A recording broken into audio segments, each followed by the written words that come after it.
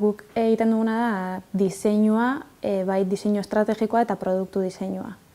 Nola enpresei ze merkatutara joango dien horren inguruko hausnarketak egin, estrategia hori diseinatu eta gero estrategia horretan ze produktu eta zerbitzu egongo diran definitu eta diseinatu.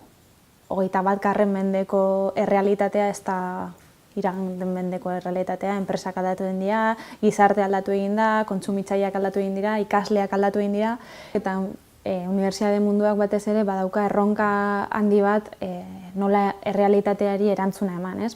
Azkenean oso teoriko bihurtzen garenean badaukagu nolabaiteko distantzia errealitatearekin eta benetan gertatzen dien arazoekin, ez? Orduan nola horrek unibertsitateak nola horri erantzuna eman aldionen, nola ikasleek horri erantzuna eman aldioten azken batean unibertsitatea eta gizartea askoz ere batuago egoteko eta benetan etorkizun hobea bat sortzeko guztion artean. Sormen prozesu batek lagundu diezaioke enpresa bati gaur egun dauden edo etorkizunean etortzen dien erronka horiei erantzuna ematen sormen prozesuaren arabera. Eta ez da gustatzen zait edo ez zait gustatzen baizik eta logikoa den ibilbide bat egiten dugu. Ez dakigu zein izango den erantzuna, ez dakigu zein izango den amaierako produktua, baina bai ibilbidean zehar agertzen dien galdera horiei erantzuna ematen saiatzen gara. Gure esperientziak esan digu ikasleek ikusten dutela beraien sortzeko gaitasuna eta beraiek arauak aldatzeko kapazitatea badutela eta ikasketa badutela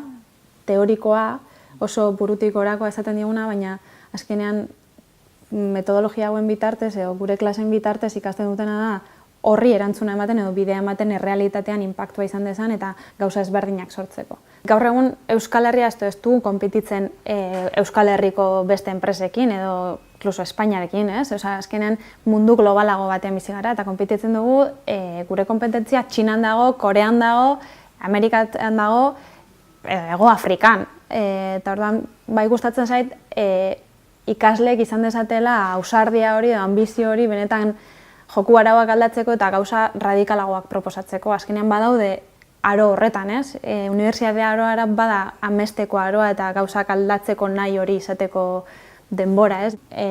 Joko arauak aldatu egin dira eta gure ikasketa prozesua ez da 22, 23 urte betetzen dugunean bukatzen. Azkenean ez da karrera maitzean ez dugula gehiago ikasiko, ez? Realitateak esaten digu eta enpresek esaten digute bizi guztiko ikasketa prozesu bat landu behar dugula edo lantzeko behar izana daukagula. Orduan hor, Mondragon Unibertsitateak badauka horri erantzuna emateko kapazitate bat edo gaitasun bat.